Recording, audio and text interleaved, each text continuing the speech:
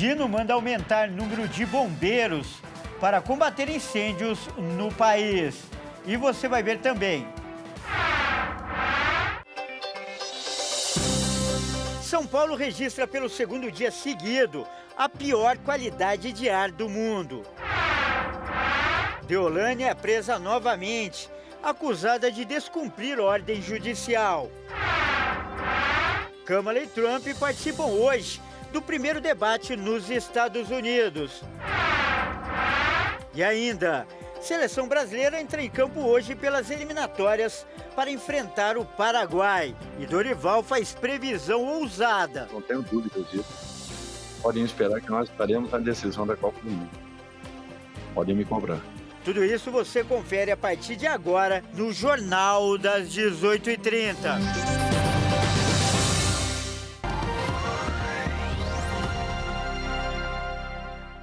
Olá, seja muito bem-vindo. Nós estamos ao vivo, são 18 horas e 33 minutos pelo horário de Brasília. Eu sou o Kleber Werneck e a partir de agora você acompanha comigo as notícias do Brasil e do mundo desta terça-feira. E olha só, o ministro Flávio Dino, do Supremo Tribunal Federal, ordenou a convocação imediata de bombeiros para reforçar o combate ao fogo na Amazônia e no Pantanal.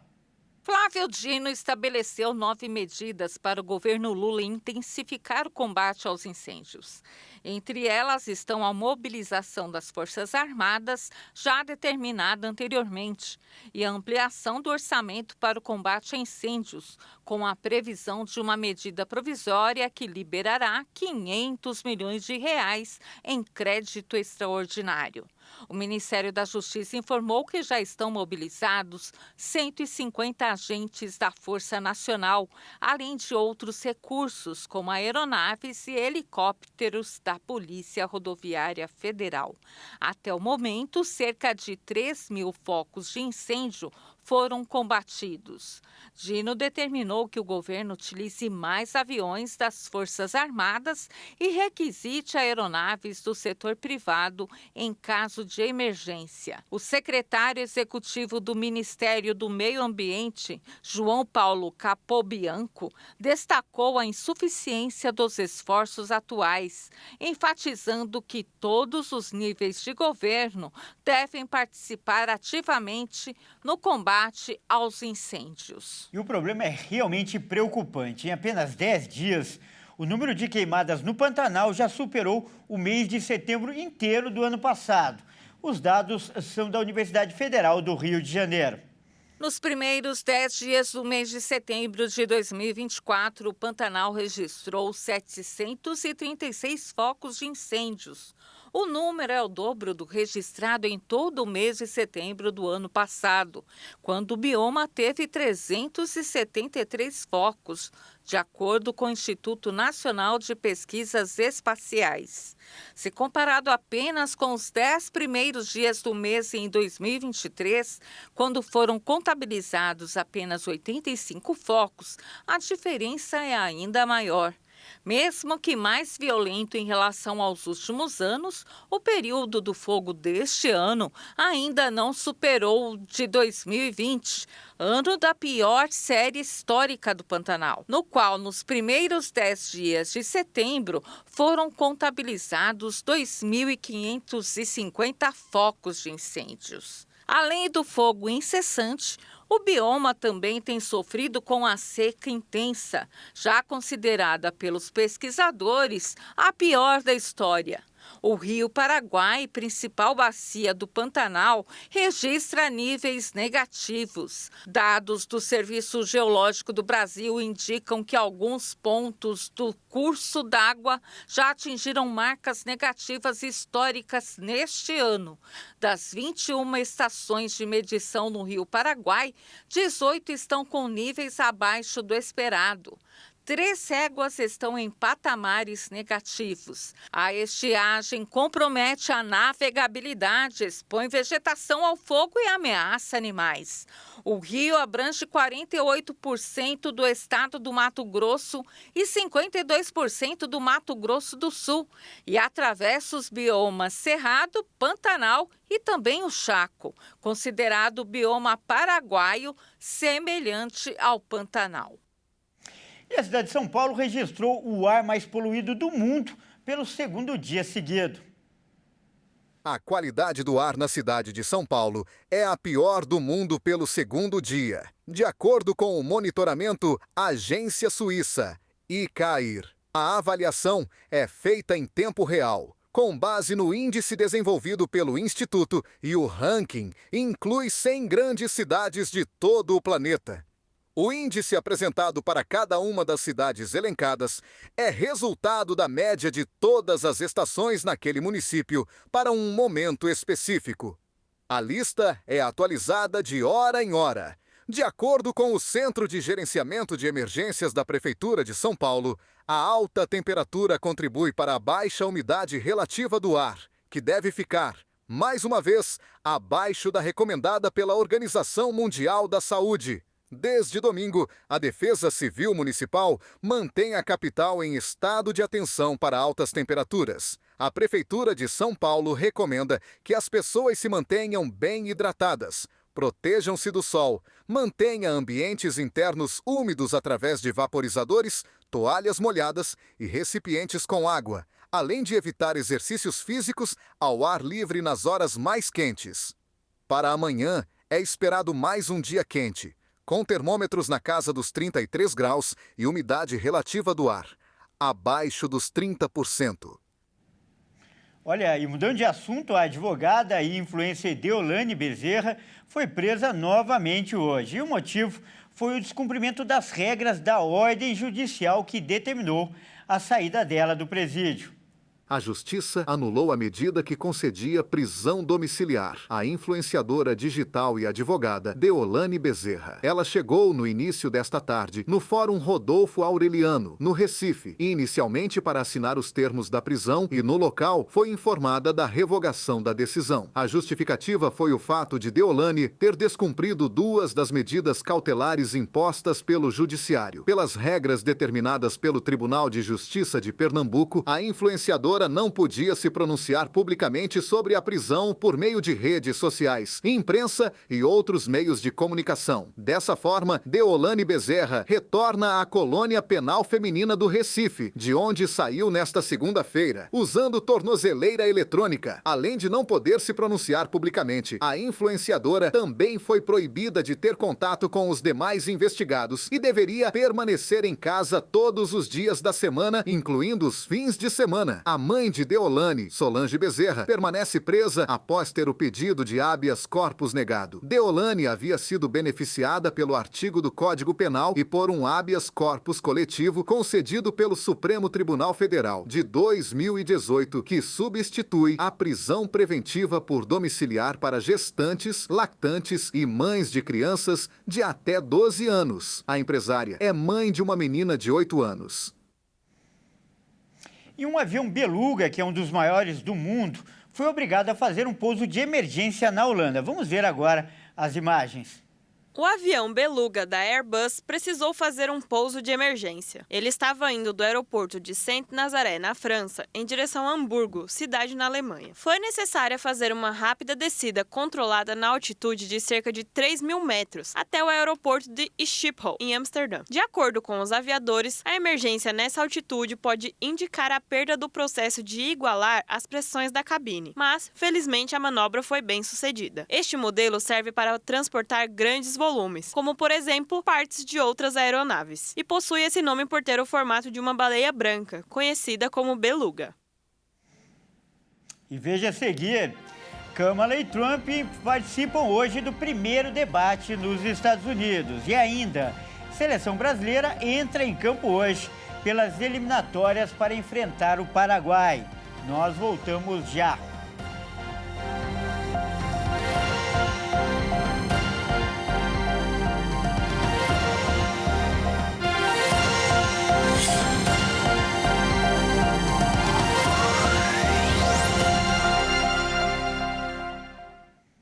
Mais uma vez, seja muito bem-vindo. Nós estamos de volta e ao vivo. São 18 horas e 45 minutos pelo horário de Brasília. E hoje acontece o primeiro debate entre Kamala Harris e Donald Trump, e que, aliás, pode ser decisivo para o resultado das eleições norte-americanas. A disputa à Casa Branca ficou mais acirrada depois que Kamala Harris começou sua campanha. Logo após a desistência do atual presidente Joe Biden, o ex-presidente Donald Trump irá enfrentar seu segundo rival democrata. O debate vai acontecer na Pensilvânia, um estado roxo, ou seja, dividido, que elege tanto republicanos quanto democratas. O debate começa às 22 horas no horário de Brasília. A preparação dos candidatos chamou a atenção do público. Enquanto Kamala se manteve isolada em um treinamento intenso com especialistas em debates, Trump, já experiente em debates, não recebeu nenhum treinamento e passou o fim de semana em seu clube de golfe. Ele realizou algumas sessões de política com seus assessores e aliados e estudou o histórico político de Kamala. As previsões ainda estão incertas. Segundo as pesquisas reveladas na última semana, Kamala teve queda de vantagem. Outros levantamentos revelam que ela está a poucos pontos à frente do republicano. E outras pesquisas mostram que os dois estão tecnicamente empatados.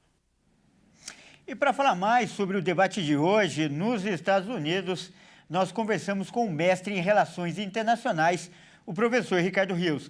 Vamos ouvir, então, a análise dele. Esse debate entre Donald Trump e Kamala Harris é um fato novo na eleição dos Estados Unidos, porque pela primeira vez os dois candidatos estarão frente a frente para debater propostas e ideias para os Estados Unidos nessa eleição. Trump e Harris nunca tiveram esse momento frente a frente, então é uma novidade para todo o público, para todas as pessoas. Do ponto de vista de vantagem e desvantagem, esse debate tem vantagens e desvantagens para os dois lados. A grande vantagem para Donald Trump é que ele está num lugar onde ele fica muito confortável, que é em frente às câmeras de televisão. Donald Trump tem uma experiência de décadas à frente de programas de televisão, então ele tem uma familiaridade com os estúdios, com a televisão, com o aparato que Kamala Harris não tem. Porém, e isso a gente tem que sempre levar em conta, que a última vez em que Trump esteve na televisão, ele fez com que Joe Biden desistisse da campanha eleitoral porque seu desempenho foi muito acima do esperado. Já para Kamala Harris, o ineditismo, essa novidade diante das câmeras, pode ser um fator dificultador para Donald Trump, porque eles nunca debateram. Então, não é possível saber até que ponto Kamala pode surpreender nesse debate. Então, é um momento bom para os dois candidatos e, ao mesmo tempo, um momento de incertezas, porque você não consegue pensar como será o desempenho de um ao outro. Então, é um fato novo que surge nas eleições dos Estados Unidos e que a gente precisa ficar muito atento com o que vem por aí. Vamos falar de esportes agora. O Corinthians anunciou o holandês Memphis Depay como o maior reforço do clube para a temporada, mas não conseguiu inscrever o atleta para a disputa da Copa do Brasil. A segunda-feira foi um dia cheio de enigmas para o torcedor corintiano. Nas suas redes sociais, o Timão divulgou um vídeo de uma pessoa cortando uma torta holandesa e a expectativa para a grande contratação só aumentou. Em seguida, o Alvinegro publicou uma foto da camisa de jogo lá em Amsterdã, na capital da Holanda. Enquanto isso, o jogador estava fazendo exames médicos para assinar com o clube paulista. Até que no começo da noite, o anúncio chegou. Com direito à dança, o holandês apareceu segurando a camisa que defenderá pelos próximos 2 anos. Mas mesmo com a boa notícia, o Corinthians enfrenta problemas. Isso porque o prazo para registrar o jogador na Copa do Brasil era até às 11h59 de ontem, e o Timão não conseguiu mandar a documentação a tempo. A alegação do time paulista é que a Federação Espanhola não mandou o documento que faltava. Isso ocorreu por conta do fuso horário, de 5 horas à frente. Na hora do envio da documentação, era madrugada na Espanha. Para as outras 2 competições que o Corinthians participa, o clube não deve ter problema com o prazo.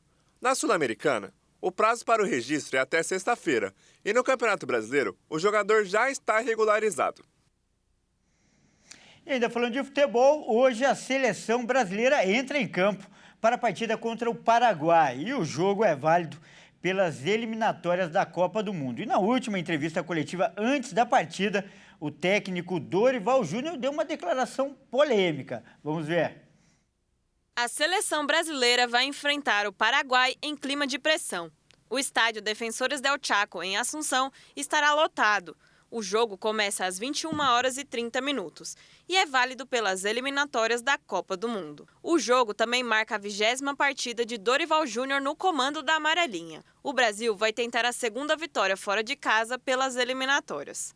As duas seleções já se enfrentaram neste ano, na Copa América, e o Brasil saiu vencedor, goleou por 4-1 os paraguaios. O técnico Dorival Júnior está confiante para a partida.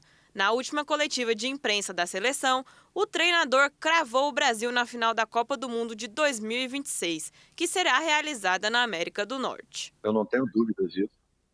Podem esperar que nós estaremos na decisão da Copa do Mundo. Podem me cobrar. Dorival não falou abertamente sobre a escalação que vai a campo nessa terça, mas indicou que fará a mudança esboçada no último treino, Endrick no lugar de Luiz Henrique. A provável escalação do Brasil é Alisson, Danilo, Marquinhos, Gabriel Magalhães e Guilherme Arana, André, Bruno Guimarães e Lucas Paquetá, Rodrigo, Endrick e Vini Júnior. Bom, o Jornal das 18h30 fica por aqui. Obrigado pela sua companhia. Ótima noite e até amanhã.